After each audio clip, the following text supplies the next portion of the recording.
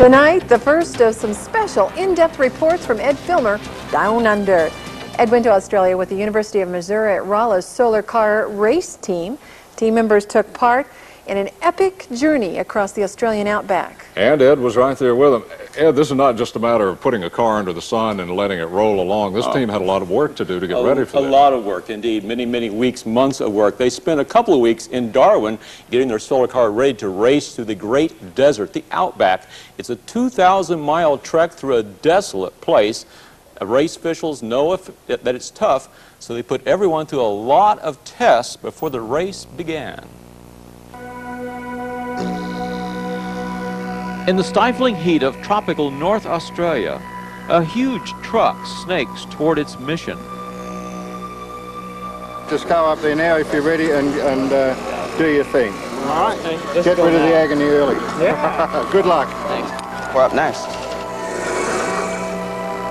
One by one, lightweight solar cars race toward the truck.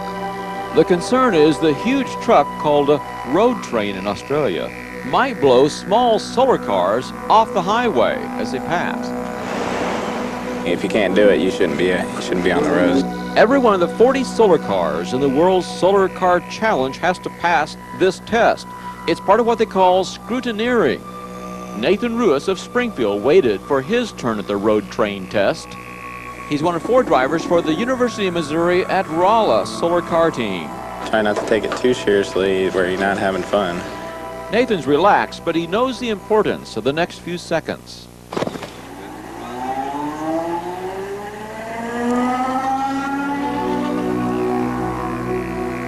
If we don't do what our car is capable of, it'd be a disappointment. The team's not concerned about the road train test, and in fact passes with no problem.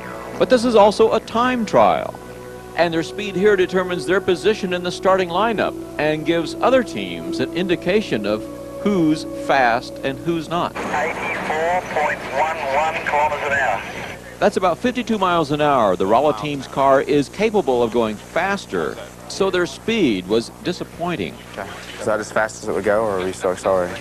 They'd been through a lot the past few days in Darwin, Australia. Well, let's go back. And somehow they'd hoped they'd get a better start racing solar cars from around the world. And the time penalty is going to be... That's because the University of Missouri at Rolla team came to Australia fresh from a big win in America. They'd won the American Sun Race 99.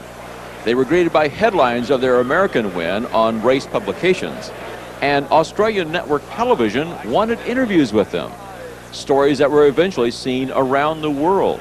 Had to have a lot of corporate help to get here. So in Darwin, Australia, as the Rolla team tested and fine-tuned their car, they tried to stay focused.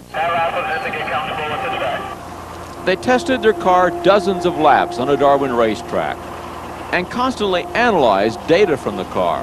The car looks to be mechanically and electrically ready to go. All the work left them only a couple of hours on a couple of days to sightsee.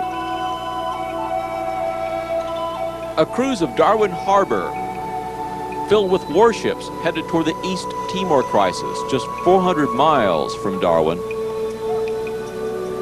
From time to time, the Rolla team would have an hour or two to shop for souvenirs, boomerangs for sale everywhere. To save money, they stay in what's called a caravan park on the edge of town. It is home to people who found Darwin is at the end of the road, and they've never left. Their tight budget meant the Rolla team rented camper vans to travel, eat, sleep, and work in. Everyone, 18 people, non-stop, all day, sleeping next to each other, going to eat together. It can get frustrating, but it's all worth it. The team adjusted to life down under, which includes driving on the wrong side of the road, and when they stopped at the only McDonald's in Northern Australia, new ingredients. There is a beet inside the cheeseburger. This purple stuff is a beet. So after days of preparation in Darwin, months of work in Missouri, the Rolla team thought they were ready for the race, for the sun to take them across Australia.